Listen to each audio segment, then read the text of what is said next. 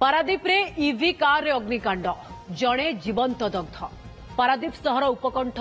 हाथी टांकी निकट में इलेक्ट्रिक कार रे अग्निकांड घटी। हुथहुथ हो जलुवा निया को लिभाइबाकू अग्निशम बाहिनी उद्यम जारी रखी। जली जाइथिबा व्यक्ति जनक कार रो ड्राइवर सीट रे बसिथिले। आप देखुंत ये सही कार ईवी कार जहाँ कहुच्छी जहाँकि हठात एमती जली उठीला एवं एथिरे जड़े जीवंत दग्ध हो जाइछंती जे कि ड्राइवर सीट रे बसिथिले। पारादीप सहर उपकंठ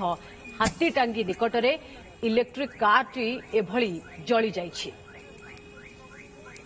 पारादीप प्रतिनिधि रमाकांत नायक अधिक सूचना पाई रहिछंती। रमाकांत, ईवी कार एमिति हठात केमिति जलीगला एवं कहुच्छी जड़े जीवंत दग्ध परिचय स्पष्ट होछि कि देखो बर्तमान से जो गाड़ी निया बर्तमान कंट्रोल को आसी अर्थात नियाटा को कुजंग अग्निशम बाहिनी पहुंची निया लिभे सारी और गाड़ी भितर जो डेड बॉडी अच्छी जी पूरा एक रकम पोड़ी पाउंश भली अंगार भली डेड बॉडी बर्तमान काढ़ुंट जहाँ जना पड़ी i20 गाड़ी तेणु बर्तमान सुधा स्पष्ट होनी ईवी गाड़ी थिला किंबा पेट्रोल गाड़ी किसी समय पर जना पड़ो कि प्राथमिक पर्यायर जहाँ सूचना मिलता जो गाड़ी हु हो जलुला जे गोटे ईवी गाड़ी थिला बोली कहला दुई तीन जन लोक थिले बोली कहला कि बर्तमान स्पष्ट होती जे से गाड़ी भितर जड़े थिले जो जनक मृत्युवरण करछंती सेठी पुलिस पहुंची कुजंग अग्निशम बाहिनी पहुंची बर्तमान गाड़ी जो निया जलुला निया लिभे बर्तमान इन्वेस्टिगेशन चली गाड़ी स्थानीय लोक कौन कहउछंती निया केमती लागिला एवं एही समय रे गाड़ी रे जो व्यक्ति थिले जे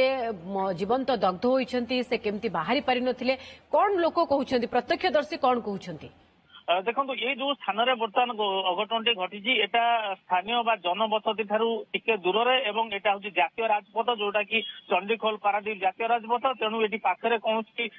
टिके दूर जदिव गाँ अच्छी कि निकट में देखला भाया किसी ना तथा जो लोक मैंने देखी से बयान अनुसार गाड़ी हठात आसूला जलिबा लगी रास्तार टिके कड़ को माड़ी जाए अटकी जाते हु हु जलुला तेणु से अनुमान करने कष्ट होता है प्रकृत कि गाड़ी थे लोक थे सन्देह करते प्राथमिक भाव जमती आप कहले जे i20 होई पारे तो ईवी नुहे एक कथा कह जाई पारे रमाकांत जहाँ बर्तमान सुधा बेसी संभावना जेहेतु i20 गाड़ी कहुच्छी तेणु ईवी गाड़ी न होई पारे अर्थात बैटेरी गाड़ी न होई पारे यह पेट्रोल किंबा डीजेल गाड़ी होई पारे बोली जहाँ सन्देह कर बर्तमान मुझे अग्निशम बाहिनी कर्मचारी सहित कथा होती बयान जहाँ जना पड़ी ईवी गाड़ी न होई पारे किंतु बर्तमान सुधा ये गाड़ी से स्थानीय अंचल कहार